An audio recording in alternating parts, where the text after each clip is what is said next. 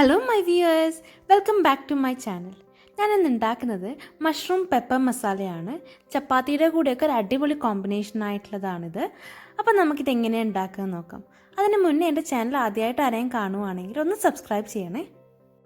250 gram mushroom എടുത്തിട്ടുണ്ട്. അത് വെള്ളം ഒഴിച്ച് നല്ലോണം ഒന്ന് കഴുകിയെടുക്കാം.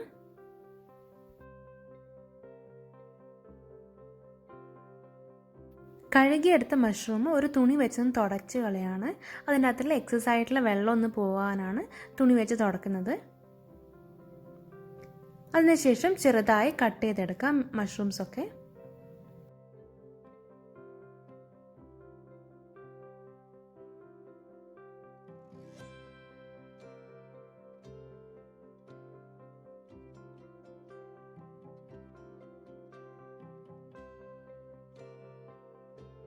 എല്ലാ മഷ്റൂംസും കട്ട് ചെയ്തെടുത്തിട്ടുണ്ട്. ഇനി ഇതിലേക്ക് ഒരു മസാല റെഡിയാക്കണം. അതിനായിട്ടൊരു പാന് വെച്ച് അതിലേക്ക് 1 ടേബിൾ സ്പൂൺ കുരുമുളക് ആഡ് ചെയ്തു, 1/2 ടീസ്പൂൺ വലിയ ജീരകം, 1 ടീസ്പൂൺ ചെറിയ ജീരകം, ഇതെല്ലാം ഇട്ടിട്ട് ഒന്ന് റോസ്റ്റ് ചെയ്തെടുക്കാം. ഇതിലേക്ക് ഒരു തണ്ട് കറിവേപ്പിലയും കൂടി ആഡ് ചെയ്യാണ്. ഇനി ഇതെല്ലാം ഒന്ന് റോസ്റ്റ് ചെയ്തെടുത്തിട്ട് നല്ലോണം ഒന്ന് പൊടിച്ചെടുക്കാം. വേറൊരു പാന് വെച്ച് അതിലേക്ക് 1 ടേബിൾ സ്പൂൺ വെളിച്ചെണ്ണ ഒഴിച്ചു കൊടുക്കാം. അതിലേക്ക് 1 ടീസ്പൂൺ കടുക് ആഡ് ചെയ്ത് 2 വറ്റൽമുളക് ആഡ് ചെയ്ത് കൊടുക്കാം. പിന്നെ ഒരു തണ്ട് കറിവേപ്പില. അതിലേക്ക് 1 ടീസ്പൂൺ വെളുത്തുള്ളി, 1 ടീസ്പൂൺ ഇഞ്ചി ചെറുതായി കട്ട് ചെയ്തത്, 3 പച്ചമുളക് ചെറുതായി കട്ട് ചെയ്തത്, ഇതെല്ലാം കൂടി ആഡ് ചെയ്ത് നല്ലോണം ഒന്ന് വഴറ്റിയെടുക്കാം.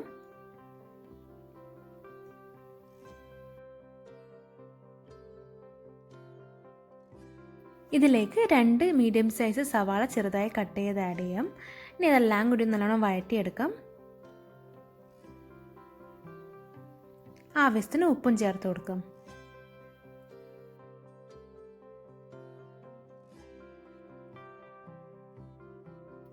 നേരത്തെ തയ്യാറാക്കി വെച്ചിരിക്കുന്ന മസാല ഇതിൽ നമുക്ക് ആഡ് ചെയ്ത് കൊടുക്കാം.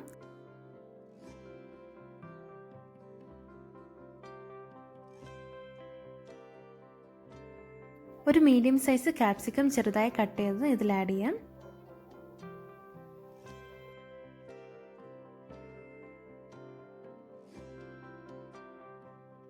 ഒരു തക്കാളി ചെറുതായി കട്ട് ചെയ്തും കൂടി ആഡ് ചെയ്ത് കൊടുക്കാം. ഇനി ഇതെല്ലാം കൂടി ഒന്ന് മിക്സ് ചെയ്തെടുക്കാം. ഇനി ഇതിലേക്ക് നേരത്തെ കട്ട് ചെയ്ത് വെച്ചിരിക്കുന്ന മഷ്റൂംസ് ആഡ് ചെയ്യാം.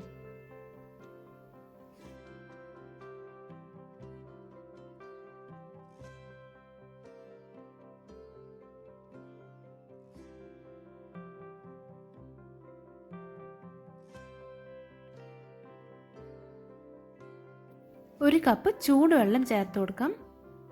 ഇനി ഇതെല്ലാം കൂടി ഒന്നുകൂടെ മിക്സ് ചെയ്തിട്ട് അടച്ച് വെച്ച് ഒരു 10 മിനിറ്റ് കുക്ക് ചെയ്തെടുക്കാം.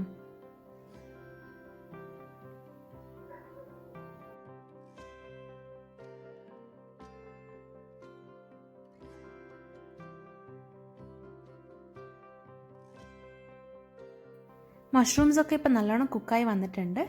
അടിപൊളിയായിട്ടുള്ള മഷ്റൂം പെപ്പർ മസാല റെഡി ആയിട്ടുണ്ട്.